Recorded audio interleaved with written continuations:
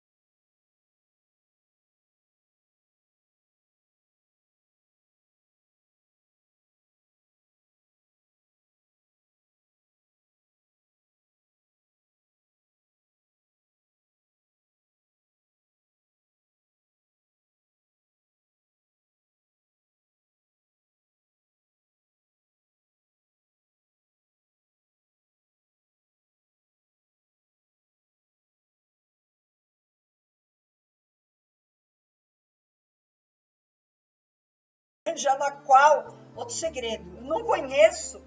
Eu praticamente parei de ir lá quando construíram as termas dos Laranjais e eu pretendo ir lá para conhecer. Você já conhece? É bacana, né? Mas eu não conhecia. Então, eu quero falar um pouquinho da minha infância lá de Olímpia, por isso que eu toquei nesse assunto. Porque assim, como eu digo, eu não sou especial, sou uma pessoa que eu tive uma vida muito simples e tenho até hoje. A simplicidade está esculpindo o meu caráter, sempre esculpiu, e eu busco sempre me alinhar à base e à educação que eu tive. E lá atrás, como eu passei minha infância muito presente nas minhas férias, o mês de dezembro, o mês de janeiro, até início de fevereiro, eu ficava em Olímpia, anos e anos. Minha avó era uma pessoa assim, muito boa, a mãe do meu pai, muito boa. Ela orava muito em mim, ela me benzia muito, ela tinha uma mão abençoada. Teve uma vez que eu estava correndo, né? Porque eu não sei porque criança corre tanto, né, gente? Se soubesse que correr não adianta, né? Que é melhor a gente ir bem devagarzinho olhando tudo, né? Pra gente ver o que tem ao nosso redor. Mas enfim, criança vive correndo. E é uma coisa que eu não suporto. E meus sobrinhos, as crianças que convivem comigo sabem disso, que eu não suporto que corra. Ela dizia assim, para de correr que um dia pode acontecer alguma coisa contigo. E aconteceu. Teve um dia que eu dei uma topada com ela e ela estava com um caneco de água fervendo, de acabar de tirar do fogo. Adivinha onde foi parar essa água? No meu corpo. Ela me deitou, tirou minha roupa. Ela foi orando em mim.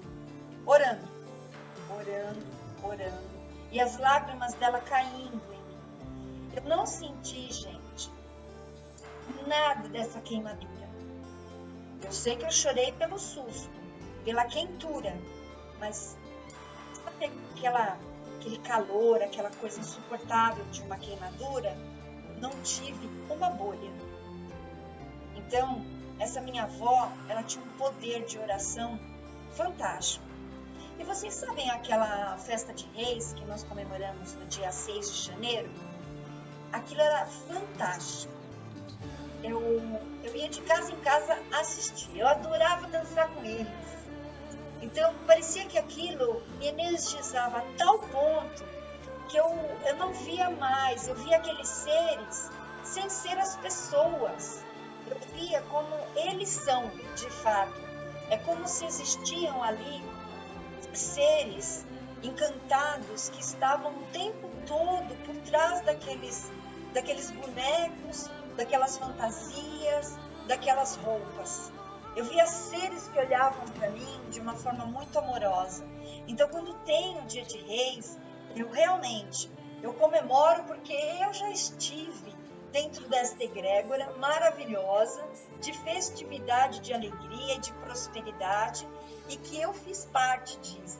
Porque eu ia de casa em casa, fazia meu pai pegar dinheiro para dar para eles, porque se tinha que contribuir com umas moedinhas, para vir na casa da minha avó para fazer oração, porque eu falava que era uma forma de afastar as coisas ruins e deixar alegria e prosperidade para o ano inteiro. Então, todo ano eu ia buscar, né, aquelas pessoas que iam de casa em casa abençoar o lar. E era muito legal, eu gostava demais. Aí assim, em Olímpia, a gente falava que tinha uma casa lá mal assombrada. Bem, quem não conheceu uma casa mal assombrada na infância, hein? Eu, claro que não tinha, eu tinha medo, mas não tinha. Eu ia investigar, eu ia por lá. E vou dizer para vocês, eu tinha umas sensações bem estranhas quando eu entrava naquela casa. Eu me arrepiava de um lado só, sabe aquele arrepio que sobe só pelo teu lado esquerdo, da tua cabeça até as pontas do pé. E eu falava, aqui tem alguma coisa. E tinha o gato preto, né? Eu amo gato preto. Então tinha o gato preto que quando eu chegava lá, ela vinha, miava e eriçava os pelos assim para mim. E eu cumprimentava. Quando eu passava a mão nela, ela ia na minha frente, parecia que ela me conduzia para algum lugar. Então nós estamos falando aí de 9 anos de idade, né? 10 anos de idade, porque eu ia para esses lugares que era bem pertinho da minha avó. E minha avó morava bem próximo ao cemitério. E meu avô era pedreiro. E um dos trabalhos que ele mais desenvolvia ali era... Ele cuidava das campas, né? Ele fazia campas nesse cemitério. Então, a maioria das campas lá do cemitério de Olímpia, meu avô que fez. E eu ia levar a comida dele, a marmita dele. Então, eu entrava no cemitério, não tinha ninguém, assim, materialmente falando, mas eu via gente. Eu entrava cumprimentando. Oi, tudo bem? Como vai? Tudo bem? Eram sempre as mesmas pessoas que me cumprimentavam, gente. Verdade. Mas meu avô falava assim, pois é, fale com os mortos porque eles não te fazem nada. Hoje eu tenho dúvidas. Claro que meu avô não era aquela pessoa da compreensão que eu tenho da espiritualidade, porque os mortos também são capazes de fazerem coisas. Mas dentro da concepção dele, como ele também via, ele me dizia assim, fale com eles porque eles podem te ajudar. E ali existiam lugares de uma menina milagrosa, de um militar que também fazia milagres. Então eu ia conversar com eles. Incrível. Eles conversavam comigo. Então o cemitério, para mim, era um lugar que era um lugar de alegria para mim. Todo dia, quando eu estava lá, eu levava a comidinha do meu avô, ia conversar com meus amigos que moravam no cemitério. Pois é. Qual a criança que faz isso hoje? Nem lembra que o cemitério existe, né?